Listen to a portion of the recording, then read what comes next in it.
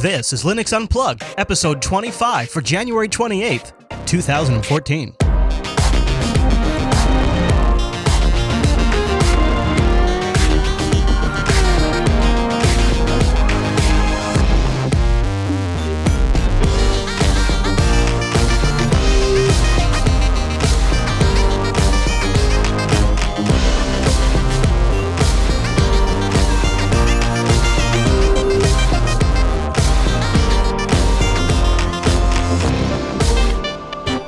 Welcome to Linux Unplugged, your weekly Linux talk show that's not too big to admit when its own fantastic foot has been stuck in its own amazing mouth. My name is Chris. And my name is Matt. Hey there, Matt. Episode 25, buddy. I'm pumped up because it's like a marathon for me tonight.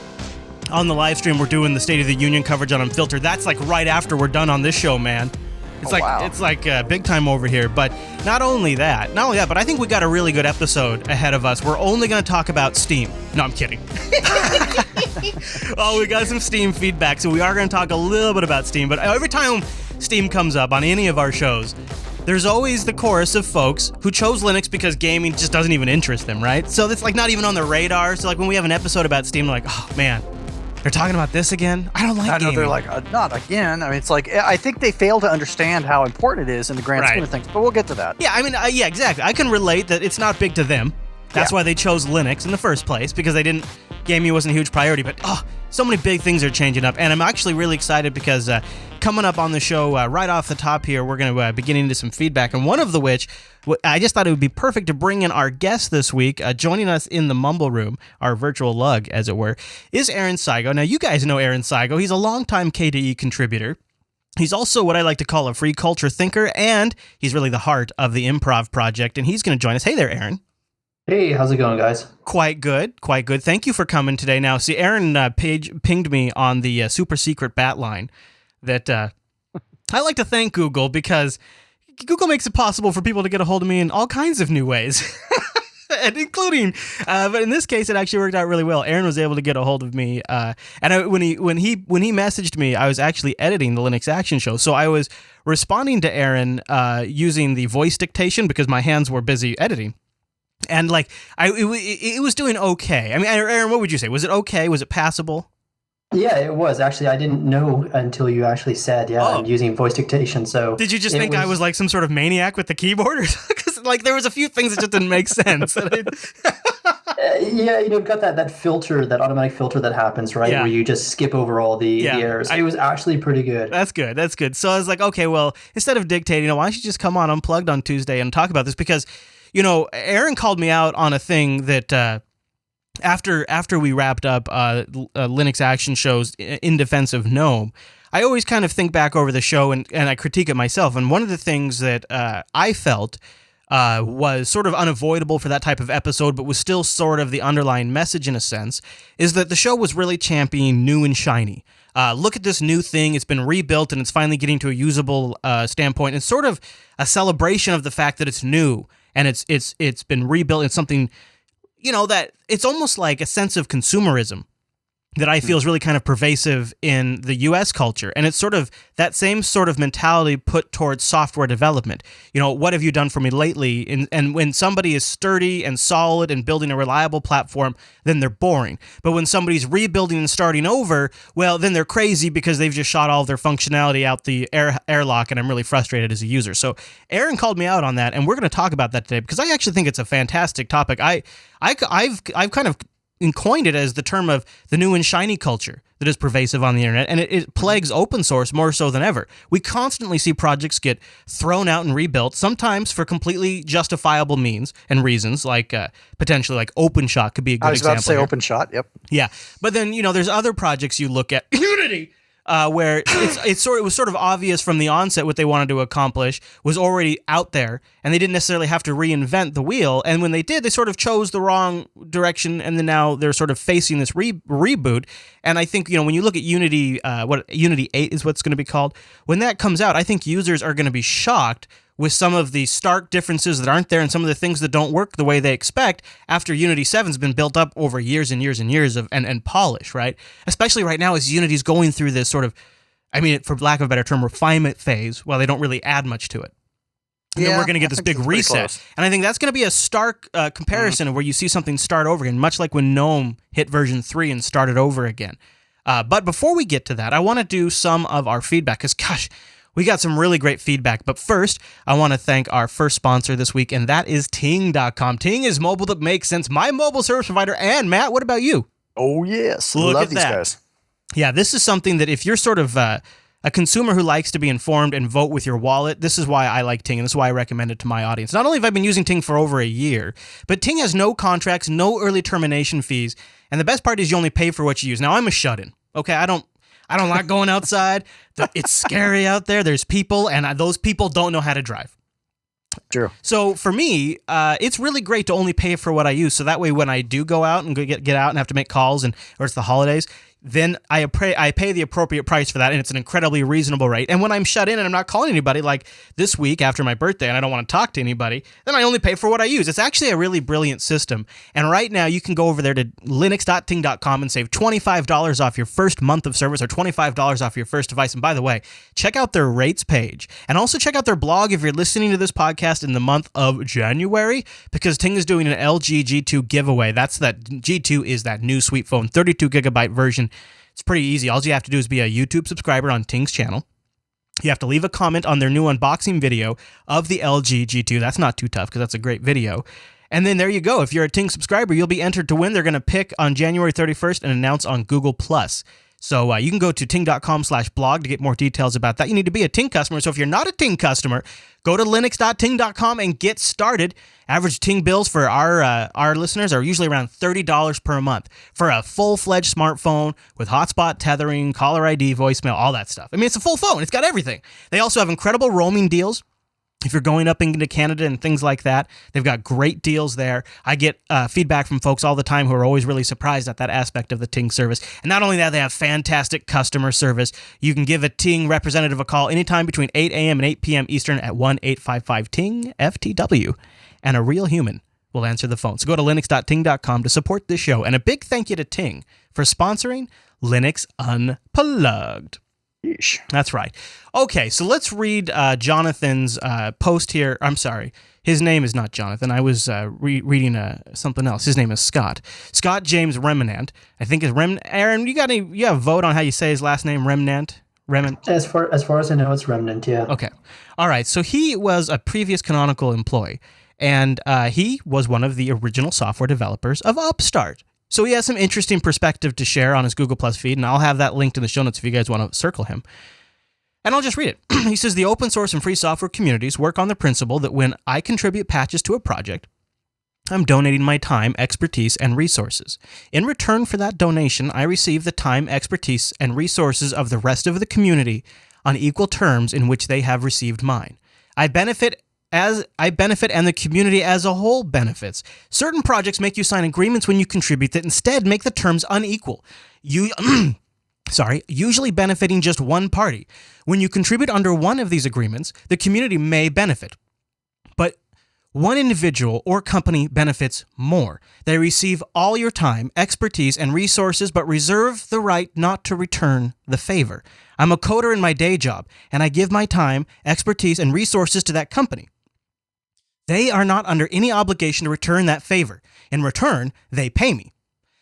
The CLA is employment without wage, without a wage. The CLA is employment without a wage, because it's the same sort of arrangement. I contribute my code and my time, but when you work, you get a wage.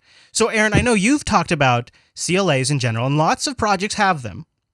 You've talked about them for years, though, and I wanted to get your reactions to Scott's post here, because as Debian's looking at this whole init system debate, it's really sort of exposed the whole CLA issue that a lot more people in the community are talking about now.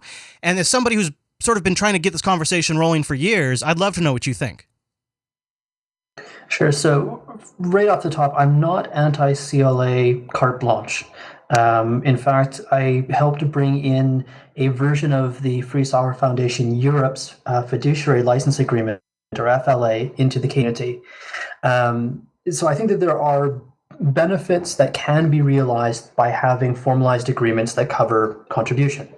But I think that what Scott gets at, and it's really insightful, is that there are systems properties to these agreements. And when you approach it from a systems thinking point of view, you do get people looking at it and going, well, I'm not benefiting anymore, and therefore I'm not going to add into the system and into the pot anymore. And so the point that I think Scott was trying to make, and really accurately, is that these CLAs intended to grant advantage and make it even maybe possible for the company to see a profit or something along that lines, may actually be having the exact opposite effect that they expect, because it shrinks the contributor pool. And the whole point of having source that's open in from a perspective of contribution and benefit is you're sharing development and risk.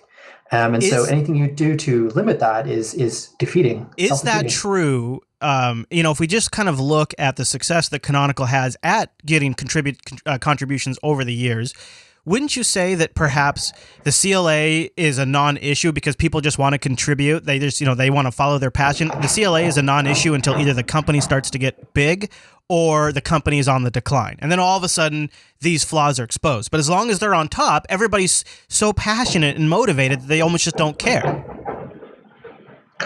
I think that one of the issues that in the past free software developers have not been aware of these issues at all. Yeah. And they've made them just with the assumption that everyone's intentions are good, and therefore they're going to create good things. And that's not entirely true, unfortunately. Not that people have bad intentions, but that not everything that's being created is good. So 3 years ago, in 2010, I actually had patches that got kicked out of a Canonical project because I refused to sign a CLA. Things that fixed bugs in a project that they had under their CLA. And it was specifically because of reasons like what Scott mentioned, where it's asymmetrical. But even worse, and this really gets where not all CLAs are equal. The CLA in particular that Canonical uses is extremely broad and has no termination clause. So you can't tell what it's going to cover in the future, because it basically just says anything that they host and they say is covered in future is covered. And that really, I couldn't sign such a thing with a good conscience. So it does affect, right, in the net here and now. And now we look at two other projects, Upstart and Mirror. There are people who are not contributing to Mirror because of the CLA. I know this for a fact because they've said exactly that. Right. There are people who otherwise have no bone, of contention or axe to grind. Upstart is, of course, controversial the reason why Systemd, according to the Red Hat evangelist, Jan, and I won't even try his last name because I always mess it up, great Dutch guy, he said, the other day on G+, that one of the reasons Systemd started was because of the CLA. What about the alternative side, though? In the here and now, and it's not just on success or failure. That does make sense. But what about the alternative side to that, where, so say, for some reason, maybe there was an agreement with a carrier for Ubuntu Touch, and, they had to flip some code that a lot of people have contributed to a proprietary license. What about the argument that everything that was created at that point still remains open? It's still open source software. It's just there's going to be a fork of it now that has been relicensed, but that code isn't taken away from the community. So there's two flaws with that. One is that there are people who engage with free software on ethical grounds. And so for them, the fact that there is a proprietary fork goes against their ethical position. I would be one of those people. But let's just say that we're the weird fringe minority. Once a company can take something proprietary, if there is no safeguard in place, there is nothing to say that they won't continue adding to the proprietary code. And then we get either a proprietary fork, we get open core style things. And at the end of the day, what you're agreeing to is a asymmetrical relationship where your contributions are not of equal value at the end of the day to other contributions. And of course, Canonical does say, and Marcus said this publicly, well, but we pay for the majority of the development in this project. So we have a moral stand or an ethically backed stand that we can say, well, we deserve to be able to do this. And I agree with them. If they're paying for it, they have an ethical position that they can say we can take it proprietary. Isn't the result, however, from a systems point of view, is people will disengage. So I wonder though. Okay, so explain to me in your mind how if a CLA hinders contributions to, say, something like the Mirror project, how does it not hinder something like the Qt project that also has a CLA? Right. So I'll say first off, I'm not a huge fan of the CLA in Qt. It's there for practical and historical reasons, but there's a very, very important difference. Besides the fact that it's well defined and only covers the Qt world, there's also another group or another agreement, the Free Qt Foundation, and this has an agreement with the owners of Qt, and it's actually been passed on from Trolltech to Nokia to now Digia. And what it says is, it's a legally binding contract that should they go into the path of proprietary only. So they can take the free software code and release it under proprietary or grant proprietary licensing terms. But if there's ever a difference between that proprietary licensed code and the free software or open source code, the entire Qt stack is immediately relicensed under the BSD license. Okay. Which pretty much destroys their business model. So you sort of have an insurance policy. Kind of a mutually assured destruction agreement there. Right. It's an insurance policy in a sense. Exactly. Okay. Now other groups treat it right, and that creates a reasonable expectation of symmetry.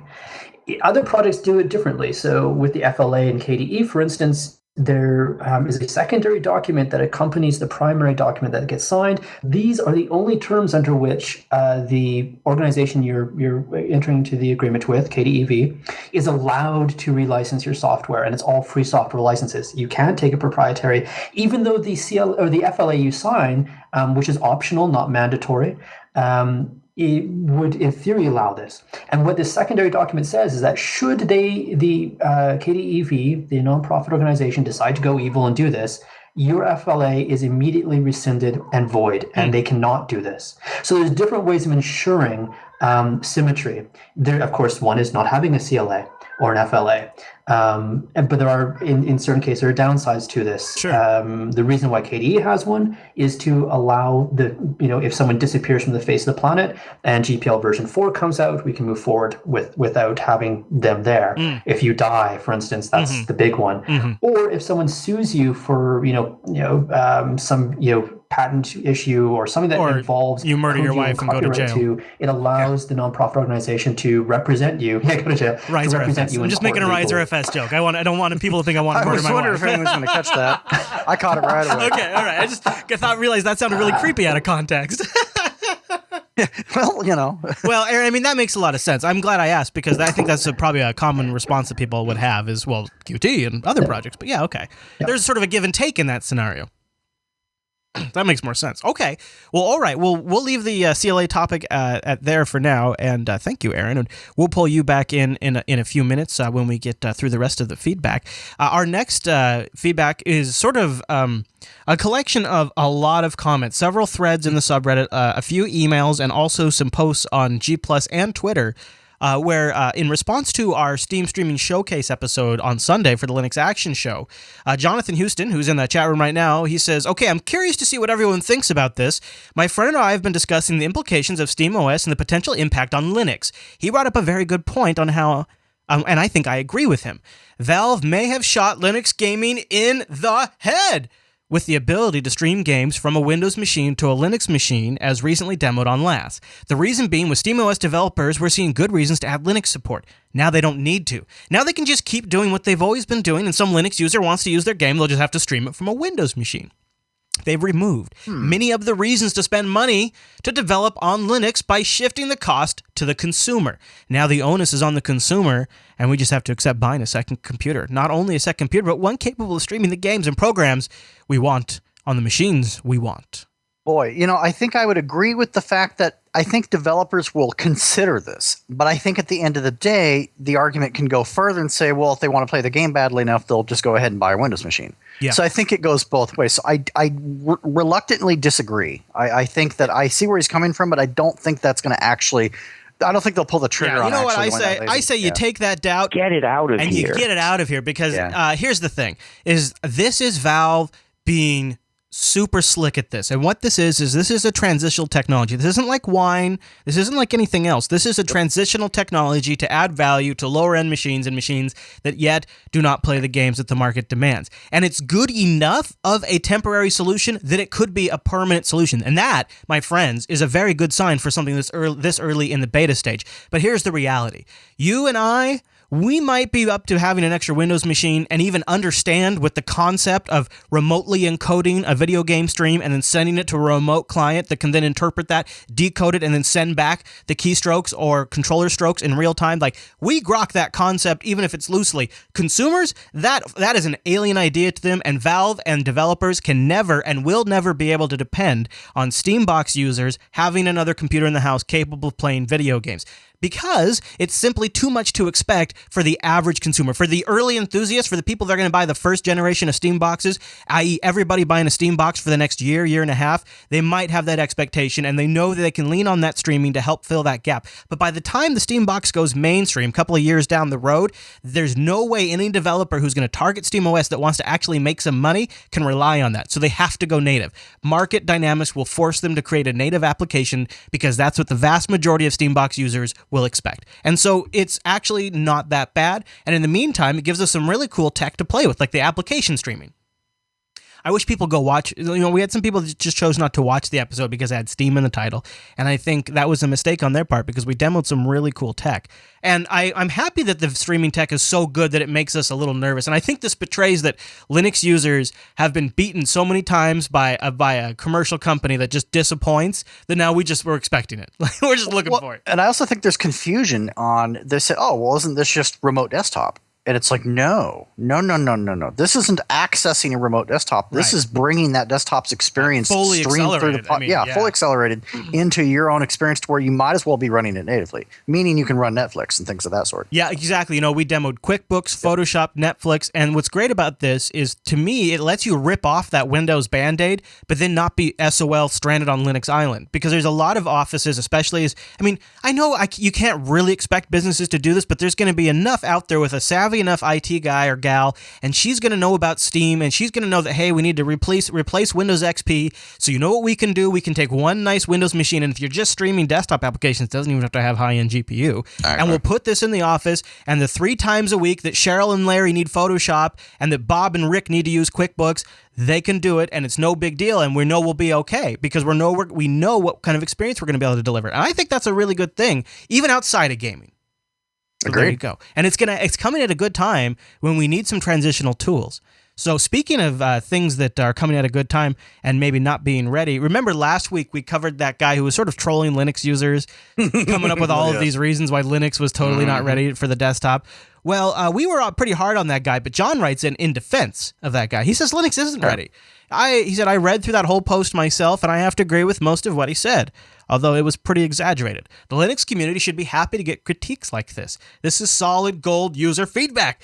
You couldn't ask for a better feedback. Anyone interested in making Linux into something with potential of replacing Windows should look long and hard at that post. Sure, he's rude and exaggerated, but so are disgruntled users. Any diehard Linux user would have similar language about Windows. But see, here's the problem: is we keep calling Windows power users the average user. That's the problem we're seeing here. This was someone, and probably the person that initially did the post was a Windows power user. This is someone that knows Windows backwards and forwards and installs their own operating system. Yeah, that's not Joe Average. Joe Average doesn't even care as long as they can check their email and surf eBay. I think that guy was kind of in the FUD territory. I mean, there was some valid stuff in there, but. But that shows that he was a power user. So that's the problem. Is they say, well, it's not ready for the prime time. It's actionably happening right now. It happens at my mom's house. It happens that you have relatives that use Linux. I have relatives that use Linux. I have friends and family that use Linux. When I retired from the PC repair business, I actually rotated people into Linux and then put them in front of a guy that would help support them. Yeah, it's here, and that was years ago. So just factually speaking, he's incorrect. Yeah, that's true. And it's funny how as geeks, like people just like they see the world through the geek lens, and it's like, well, is it ready for Windows power users? No. If you can't use SolidWorks, then it's not good good as a desktop. You know, Exactly. and then it's like that's true for a certain set of people. Right. Exactly. All right. Well, last feedback. Rick comes in. He says, "Hey guys, I just want to say thanks for the DigitalOcean coupon. I set up my Mumble server using Debian, and it's running great. Most websites that sell Mumble servers do it by the person. One site sells a 15-slot server for $6 a month. Well, with DigitalOcean, it's unlimited as long as you don't hit the 1 terabyte cap. This works out great for myself most of the time with only a few friends, but sometimes we have about 20 people on there." He says, "But with my horribly inaccurate calculations, 1 terabyte is way more than enough for my usage." And he's got a question here about monitoring bandwidth usage on the Debian server, so I'll answer that here in a second. But first, that seemed like the perfect opportunity to tell you about our second sponsor this week, DigitalOcean. Now, what is DigitalOcean? Well, if you haven't figured it out like our writer, what was his name? Ron, right? Yeah, Rick. Oh, Rick. If you haven't figured it out like Rick, then DigitalOcean is simple cloud hosting dedicated to offering the most intuitive and easy way to spin up a cloud server. Users can create a cloud server in 55 seconds. Now, me?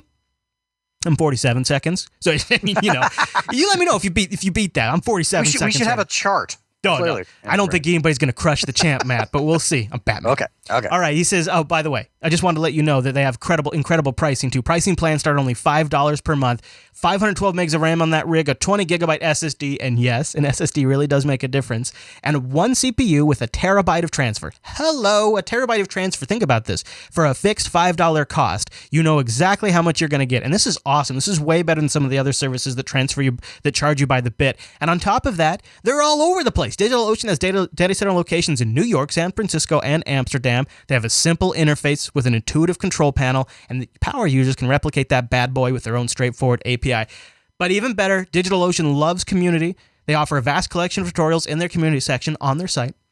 And if you submit an article that gets published to the community, DigitalOcean will pay you 50 bones per piece. Think about that. So if there's probably a good chance, given our audience, that you guys know how to set something up on a CentOS box, on a Ubuntu box, on a Debian rig. You can write up a how-to on something. You can submit it to DigitalOcean. $50 credit. I mean, think about at $5 per month, that's going to get you a super awesome VPS for a long time. And by the way, the back-end technology on DigitalOcean servers is the tops. Based on KVM, based on any predefined droplet you want to deploy, or you can create a machine from whole cloth like I did. You have DNS management. You can resize a server in a single click, backup snapshots, 2-factor authentication, one-click application installs. And with that community, you can get up and going at no time. Then you have your own box that you have root access to. You have root login. You know exactly what's installed on this machine. And by the way, if you want to do some testing, check out where you deploy it on. You can also have a private network, which is really great to have maybe a front-end machine that communicates to a back-end machine over a private network. That gets you a little extra security there. So combine that with their amazing hardware. It's the best way to go. And by the way, to our writer, Rick, they have bandwidth graphs. So if you go into your account summary a little bit later, they'll tell you about your usage and stuff like that too. So there's a lot of reasons to use DigitalOcean. So here's what you need to do to get a $10 credit, which if you use the $5 machine like I've got, that's going to get you 2 months of DigitalOcean for free. Hello. Just use the promo code Linux Unplugged January when you check out Linux Unplugged January, all one word, Linux Unplugged January, and you'll get that $10 credit. Try it out for a couple of months. There's tons of uses for it. We keep hearing about them from our audience all the time. And if you've got a great use for a DigitalOcean machine, let us hear about it. I love hearing these stories. So a big thank you to DigitalOcean. Stop and think about it. I mean, it's like, look, okay, so by not taking advantage of this, you're actually losing money because they're giving you 2 free months. I mean, really, you're really losing out on a great situation. It's so slick, and when you when you get up there and you got your own machine and you have root access to it, and you can keep coming up with new scenarios. Like, well, maybe I want to try Everpad up there. Maybe I want to put a BitTorrent sync machine up there. Maybe I want to try Mumble up there. And then, oh, you know what? I got to go up to the next machine. It's like they have a very simple pricing structure plan that's very easy to understand, and every step of the way, you know exactly how much you're going to be paying and exactly what you're going to get. So I love it. I've been using it, and I'm going to keep using them for even more services that we're going to be doing here at Jupiter Broadcasting, which you'll be hearing more about very soon. Sweet. I know. It is really sweet. So I'm going to pull Aaron back down into our private little room here, and hopefully he wasn't in the middle of saying something to the group. But so Aaron, let's talk a little bit about you got kind of fired up when you were watching the episode that we did recently in Defense of Gnome. And I think you really called me out on something that I was actually sort of kicking myself for, and that was sort of the celebration of new and shiny and rebuilt to have a rebuilt purpose. And you sort of brought up this counterpoint and said, well, what about this methodology of refinement and evolution and working with something and staying with it for a while and building on top of a platform, building on top of something? And that isn't almost in some cases really even respected in the community. What are your thoughts, and share a little bit about what got you fired up? Sure. So just to make it clear for everybody right off the top, I'm not wearing my KDE hat at all here. This is really me with my free software must rule the world one day hat on. Okay.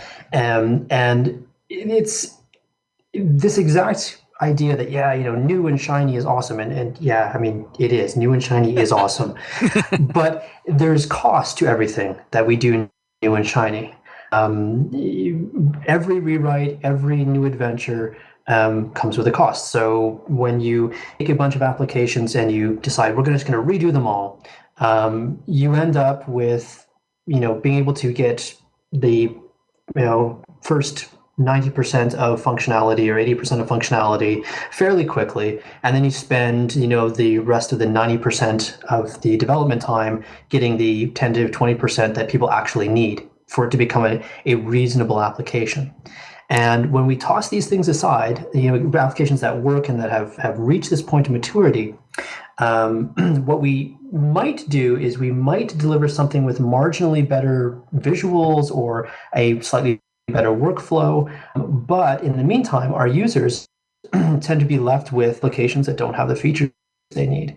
And what happens from a developer's point of view, who works on free software quite a bit, there is a real constant pressure from a lot of people, especially the attention areas of our community, the media and whatnot, to always be producing something new and flashy and cool. And it's more reward for promising something wonderful and starting off by scrapping whatever you have right now. At the same time, we also get our feet held to the fire if it isn't stable, and if it isn't performant, and if it doesn't have the features that people need. Right. You were talking earlier about, is the Linux desktop ready for the average person? Well, it never will be if we keep reinventing things every few years. And so there's this conflict, right? These two motivations don't really gel well together. And this is both part of what new free software developers coming into it are bred and born on. So they come into it with this expectation of, we need to redo things so it's, sexy and cool, or go the other way and be like hyper conservative. There's no middle ground. And meanwhile, those projects that try and hit a middle ground, I think, come under a lot of unnecessary pressure on the one hand, but also just get overlooked a lot for trying to, going through cycles of innovation, but then also going through longer cycles of stability and support. So, I just to kind of abstract this to a level where people would kind of recognize it down to the desktop, I would say, like, for me, I do kind of understand what you're saying in the sense that I look at like the GNOME desktop, and their reboot has cost them, I believe, not only untold users, but years of basically progress on the desktop. I would say that while they've obviously been working very hard, it's really now getting to a point where I'm comfortable using it on a daily basis. That wasn't, if you look at the years it took to get there, that's a big reset. And it kind of came at an inappropriate time, right when Microsoft was stumbling with Vista. There was sort of, I've always felt like this golden opportunity where Linux could have succeeded a little bit stronger, where, perhaps if Canonical hadn't rebooted with Unity, and Unity was really quite awful at the beginning, and if GNOME hadn't restarted with GNOME 3, which GNOME 3.0 was really quite unusable at the beginning, we might have had a little more traction, perhaps. So, and then you look at it now, and these projects are getting to a good state, but one of them is about to face another reboot. And I see there's projects where sometimes there'd be value in starting over, and then there's other projects where I see it almost feels a little sad because it's so much effort and time will be lost while they rebuild and retrace things that they have already once completed and already once figured out. Exactly. And when these projects get to the point of, okay, finally they're usable again, I can use them on a daily basis, have they really progressed the technology sufficiently to offset that cost? And I think with the wild abandon that we embrace new and shiny with at times, we tend to destroy that. I mean, the biggest problem I had with something like Pulse Audio, for instance, was not that we needed a non-crappy audio stack, but that it was pushed onto the user community when it wasn't ready. Right. By as can be Right. clearly seen by years Yeah. of troubles that people had. Yeah. I mean, there was literally a distribution that shipped where the volume slider didn't do anything. As crappy as the Linux Right. audio stack was, it finally worked for most people. Right. Yeah, exactly. And so we seem to be, as you said, picking really bad times to reinvent things and doing it for what will deliver marginal benefit, if any, at the end of the day. Yeah, I see. Here's the thing: is this? It's this interesting culture that's driven, and I feel like it's more than just one thing that attributes to this. But from a media production standpoint, like from the Linux Action Show, people are going to be much more interested in something brand new that they want to learn about than sort of retracing how great it is that every application I use under KDE has a proper notification icon on the system tray. Like, that's an example of how staying stable and just having something and defining the way it works and keeping it that way for years benefits end users, but it doesn't make for a good segment in a podcast, and it doesn't make for a good article on a blog. And so I do agree that is driving the conversation in one direction, but at the same time, that's because that's what the consumers of that content want to hear about, right? And the developers that are going into these projects, they don't want to work on the old guy's old busted code. They want to come up with their new hot concepts and spring those on the world. So that's their motivation. So it seems to be like this multi-dimensional problem that just sort of is maybe human nature. No, agreed. And so on the one hand, we need to not reward those developers who just want to come in with a wrecking ball, or at least reward them a lot less for doing that if they're not bringing any real large offsetting value to it. The other side of it is, how do we present mature projects as interesting? I agree it requires a little more positioning and thinking and most free software projects and most people involved in free software are not great self-promoters and marketers. And so, I completely get that a new is an easier story. It writes itself. On the other hand, if you look at, so a project that I've been involved with for years was Plasma, which most people know as a desktop environment. And it gets to the point where it's mature enough that we can actually start branching off and doing things like Plasma Active, where we can bring it devices. And this whole convergence story that has been really exciting for people around Unity is actually where we were 3 or 4 years ago. Now the question is, why didn't that story get out in a more interesting way? Why doesn't it keep people's attention? And I'm sure there's probably things that I could have done differently or better to make it more interesting. But on the other hand, I also think that there's a kind of an expectation that you can only tell a story once. And I think that the convergence story, for example, is one that has a lot of legs if we can keep ourselves kind of moderately entertained and interested. And companies like Google, for instance, there's a bunch of people talking pre-show about things like Chromebooks. Right. And what we don't realize with these things is that, or I don't think consciously, is that they bang on the same boring message for like 5 years before people get it. Yeah. And when people get it, it's new and exciting to them. But you have to bang those old messages through.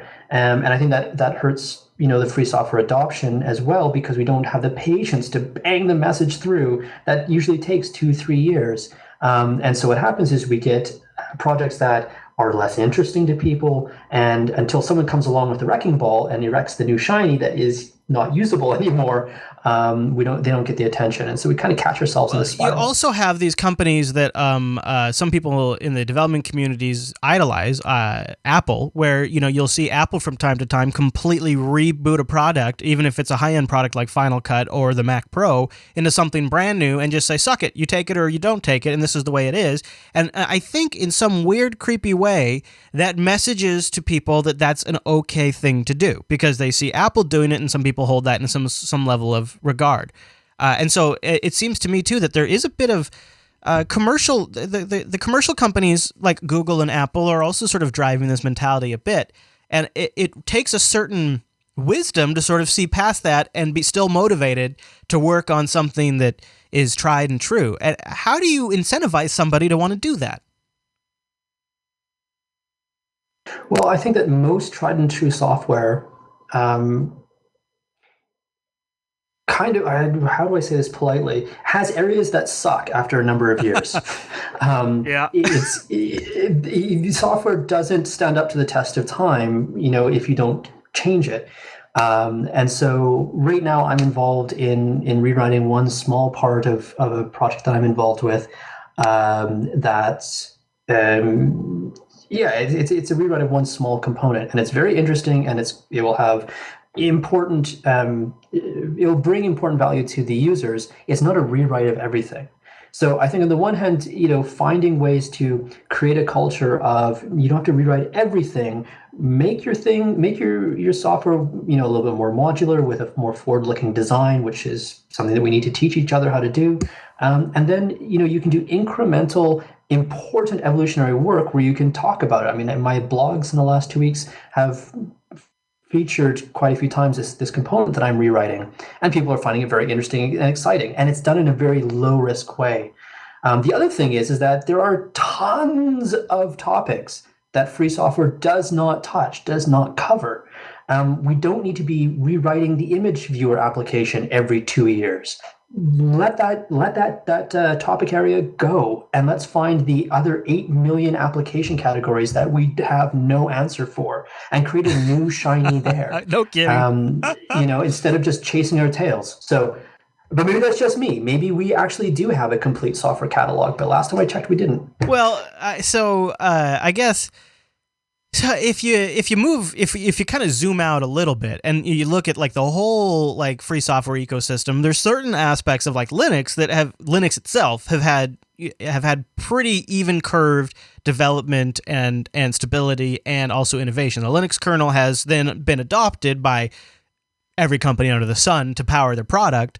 And I think that speaks to sort of what you're talking about. When you have a group of people that just stay at it and keep building it, don't keep throwing it all out and restarting again, it gives people certain assurances. But because that hasn't happened really at the user space as much, we haven't seen a stabilizing there. And so, you see these. We had a great thread in the Linux Action Show subreddit saying, why has Linux on the desktop failed? He looks at this was Ersk in the chat room. He looks at the market shares. Linux is at 1.73% according to netmarketshare.com. And he says, regardless of the distro, it's at 1.73%, while XP is 12 years later still at 29% market share.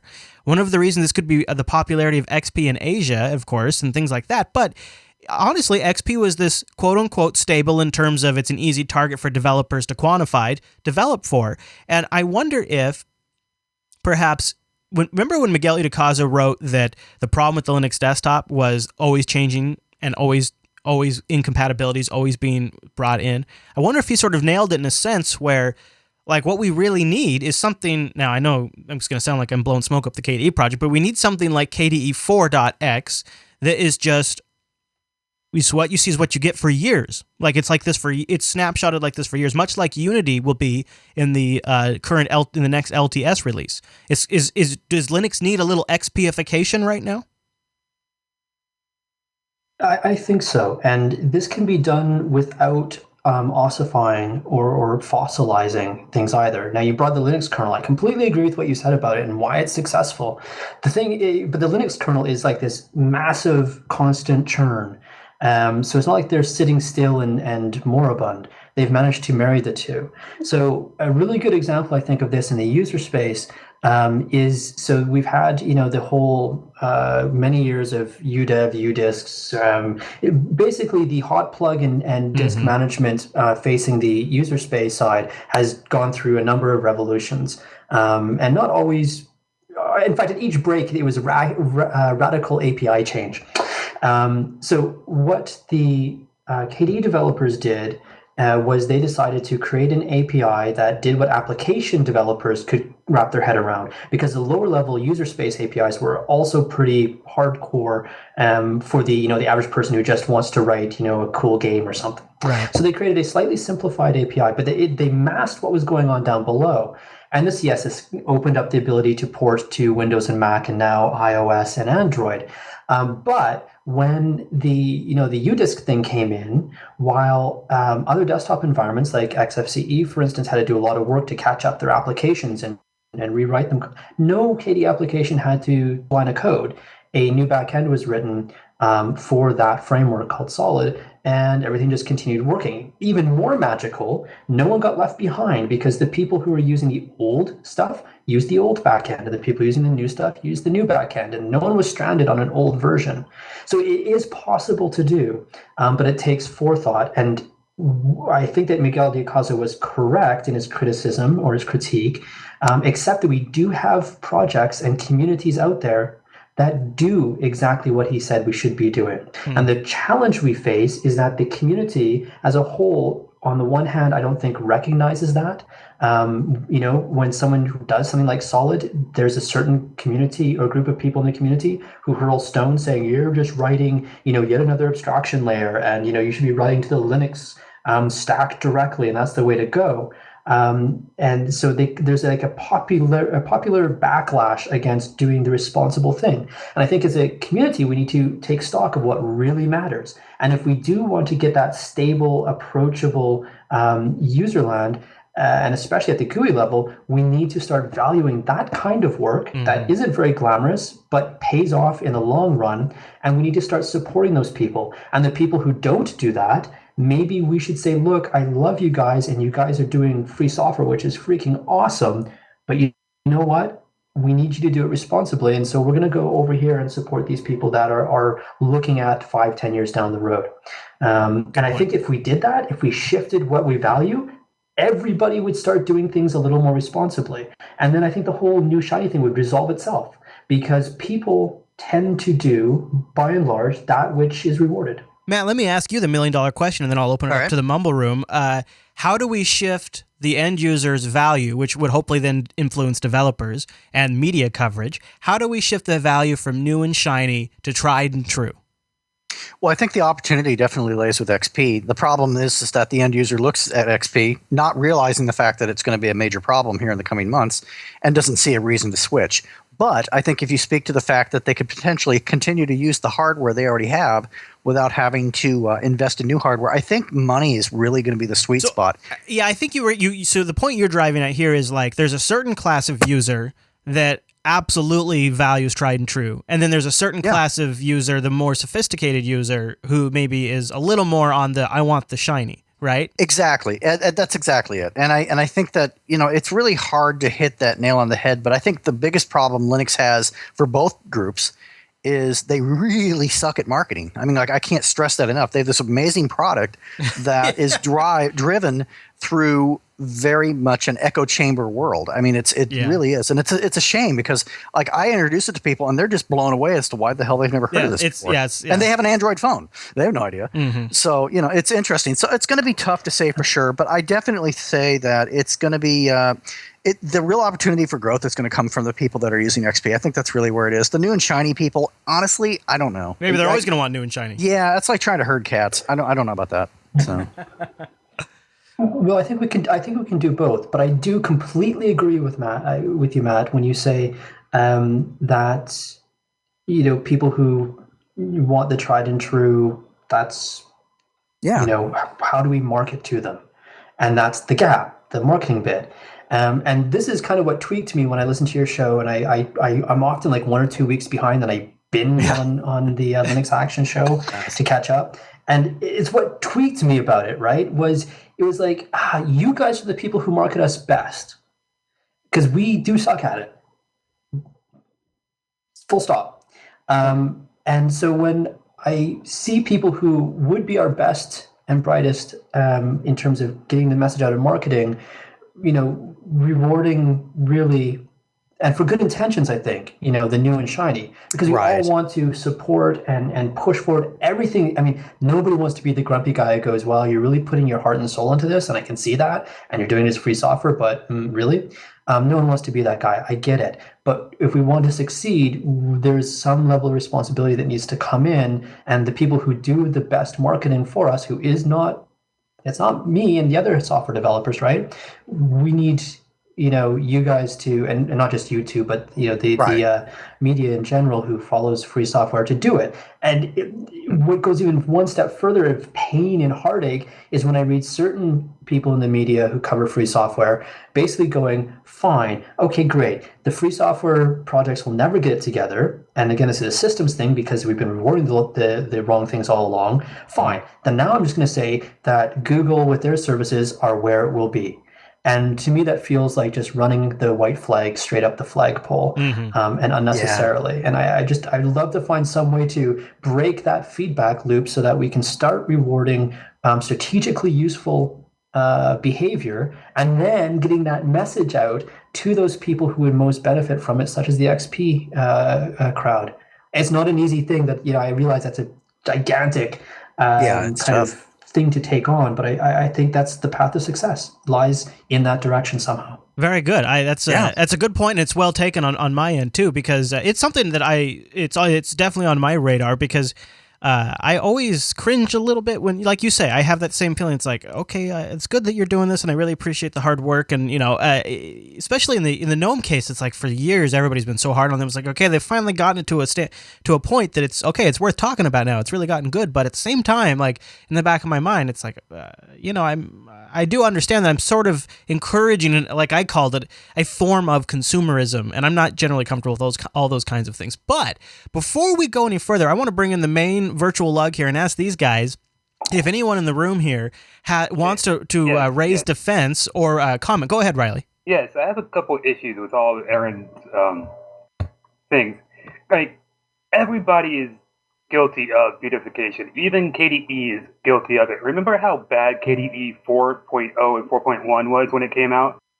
Like, it happened right when Windows 7 came out, too, because they were trying to, they look almost exactly alike. Well, I actually think that's a good distinction to make, is there are times where maybe, all things considered, it is worth retooling and rebooting. Also, people always have a choice with Linux. Like, there's a reason why there's the LXDs out there and the XFCs out there. And they'll be around for a long time to come, and let these newer fancier projects keep going. People can just use them if they want to. Like for me, for example. There are always awkward transition periods. Yeah. XP was great, it was stable, but then they had to move on, so they created Vista. Vista was awful, but that led to 7, and 7 was a huge improvement over XP, and so I think that's the same thing that Ubuntu did between 10.10 and 12.04. Of course. That's the same thing KDE did, same thing GNOME did. All right, hold on right there. Wait, about KDE. With Vista and 7. Nope, hold on, wait. Let Aaron respond to the first comment about KDE rebooting and things like that, and then we'll move on to the next topic. Yeah, sure. So first off, I completely agree that the results of 4.0.4.1 were not what we all desired. And we've learned from that, and we're doing the next major release, the 5.0, extraordinarily differently as a result. And so, yeah, there's learning curves for everybody. That said, the reason to take on such a revamp or the choice to do it was only taken after a very extensive examination of the code base we had at the time, and where we could go with it in the future. And on the desktop side, applications were a completely separate issue, but the desktop shell itself was at an evolutionary dead end. And looking at what we could do with it, and to move it to the next step was more work and even more disruptive than doing, what we did with the reboot with Plasma. I wish it would have been different, but that was a necessary thing, and that needs to happen. We probably have the ability to do that, afford to do that maybe once 10 to 15 years, which is exactly what either. Because even to this day, I'm on Intel graphics, and I still have issues with K-Win rendering effects. Right, I don't want to make this about tech support. I wanted to go back to Tyler. Tyler, were you going to make the point that essentially 7 was an iteration of Vista, and so Vista, in a sense, was a reboot, and 7 was the... I was going to say that a lot of people seem to forget that Vista was like a NT 6.0 release. Microsoft didn't magically do anything with 7 to make it better. It was by the time 7 got released, all Yeah, the that's the thing hardware and about software support was already there for the NT6 series. Yeah, that's the truth. Vista had very good backend, very good security, if you remember. Well, SP1 did. So if I could just add a little thing there. Now, the feedback that we got after the 4.0 release was anything but gentle. And while unpleasant, it did have the positive effect of making us seriously consider how the lightness and the responsibility that goes into making such decisions. And I think that in that sense, the kind of feedback that was offered, like, oh, that sucked, that's useful. And I think it would be much more useful if that was kind of, maybe not as brutal, because I think that a lot of it went over the top. But that kind of critique, honest critique, is useful and needs to be taken on. Because if we don't look at it as, oh, you're just criticizing me horribly, but this is feedback, I need to take this on, let's move forward.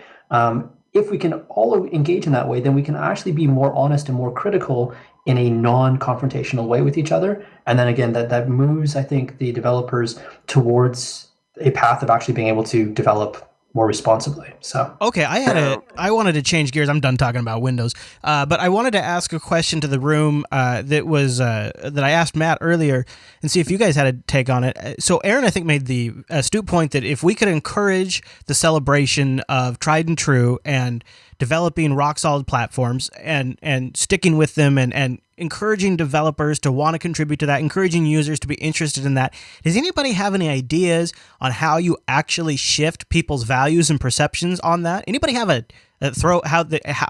maybe like an idea to start that process? Well, I think when we talk about mature projects and what Michael Dominic from Coder Radio calls "quote unquote" the new hotness, I think we need to I think we need a balance between the two. We need, I think, an ideology, an approach that both gives people something shiny, something new to play with, but also has that reliability and maturity that people expect from their software and their computers. I think when we look at software in general and DEs especially, I think we also need to have new features and integration with modern technologies. We need to have JavaScript, we need to have HTML5, we need to have all those things, but we also need stability. We also need a lack of critical bugs. Yeah. To interrupt, if I could, what you're basically saying is we need to have developers who are experienced enough and savvy enough to need to know that they need to build something, massive that they can build upon for years that will have the plumbing and meet the requirements for stuff they haven't even considered yet. And that sounds to me like we're asking too much of people who are just contributing to free projects during their free time. That is true, because a lot of times developers do not know what the people really want, because I mean, I just think sometimes it really makes you scratch your head, especially like with gosh, I don't want to say it, but Unity and me are like, are you actually using it right now? It's like things like that. It's Unity, like, use what you developed and go from there. Like, you have to use it. Yeah. Go ahead, Popey. I might be able to speak from a little bit of authority of the Unity side. I spent the day today in an office of 100 plus people, all using Unity all day for all kinds of business activities, developers, kernel developers, designers, finance people, right. HR, and our runs Linux. A lot of times it's Unity on Ubuntu, and you see it in an everyday setting. Right, and what I found pleasing was not only that. When I left the office and got the train home, I sat next to some random dude and asked him what game he was playing on his iPad because it looked like fun. And it turns out he happened to be an Ubuntu user as well, and told me he'd been playing with Ubuntu on a mobile phone and playing with Ubuntu on a desktop, and so that kind of rekindled my thoughts that actually, despite how much flack we get for Unity and how much flack we get for whatever we do in terms of licenses and packages we pre-install or don't pre-install, there are actually plenty of normal everyday users out there who continue to use this stuff, right, not just Unity, but free software in general. I'm a hardcore KDE. And they have a whole different set of expectations, and they have a whole different set of preconceptions before they go in and use a computer. And to really sort of underscore the point there is, I find what I find amazing about it is now it's almost like when we first did runs Linux, it was a really big deal that all these computers in this office space would be running Linux. Now we're finding out about it because, well, of course, it's just a foregone conclusion. That's what we installed, and there's the desktop. It's like not even brought up. It's not even a big mention because it just seems obvious. And I mean, really, it's like 7 out of 10 times those are Unity desktops, and they're probably running a long-term support version too on top of that. So there really is a good degree of stability. And really, a lot of what we're talking about is it sort of changes when you change the context. When you change the context to Ubuntu 12.04 LTS, now all of a sudden you essentially have what we're talking about for 4 or 5 years, which is a pretty good length of time. Probably about the appropriate length of time. So it's interesting because it's this really complex issue because there's a lot of development actively happening at the front, and then there can be silos of stability that take place that are not really considered in this context, I guess. I guess my main point to take away from all this is my main selling point of Linux is you always have a choice. There's always one thing to fall back onto if something else isn't working. I feel like that's a trope that we lean on to say, well, even if we don't make software that's actually good enough to meet the expectations of users, we have a lot of software that's not good enough that you can choose from. Not necessarily, because I mean, XFCE. Like, if you don't like GNOME 3, like most people go to XFCE, and it's very good. No, it's not. But jumping around from one solution to another is not a solution for the average person. The average individual is not going to hop from desktop to desktop environment. If you're going to deliver to users, you're making a commitment to them. Now, I agree that the fact is like, oh great, there's a bunch of people using Unity. That's almost uninteresting. The question ought to be, are those people using Unity because it's or had they stuck with GNOME, for instance, 2 or whatever? Would they also be using that? So is it the differentiation point Unity or not? And if it isn't, and I'm not trying to pick on Unity, I think this is true of every single out there. Right, but like Matt always says, default is king. It's just whatever ships is default. Right. So if the game changer, the game changer is not Unity, then this is resources and time that we're not using wisely. Well, go ahead, Popey. Sorry, it also goes back to what Aaron was saying about marketing.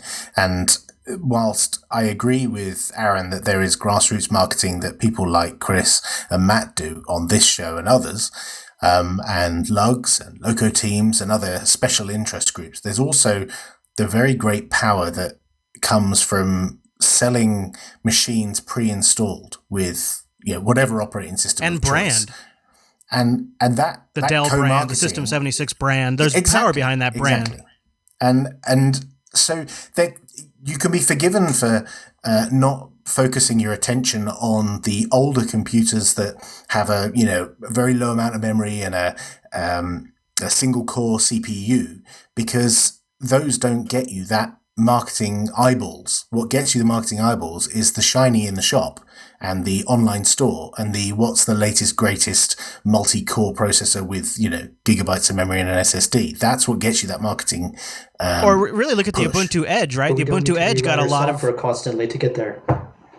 I think one point that really should be brought up is we should be striving for stable and solid software regardless of what time of year or what releases we're looking at, because OpenSUSE could arbitrarily say, okay, this is going to be an evergreen release, right, and it's not as scheduled as Ubuntu's LTS releases.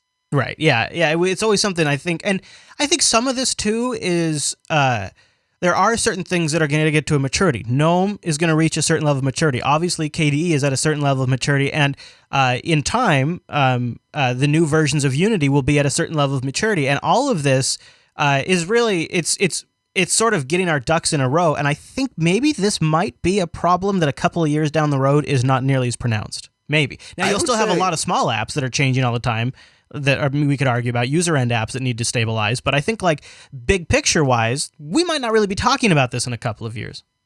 If I may, really quick, here's my position on this, and I think it just needs to be said that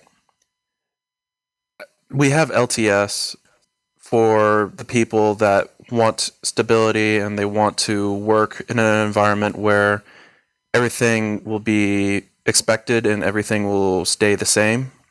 Whereas we have like the Arch community where we work on these type of things and we develop the future for the LTS projects. So in a sense, the people that do like the development work in the future will also help the people that have businesses that have, or just want to have just a stable computer at home. And so I think the best way to go look at this is that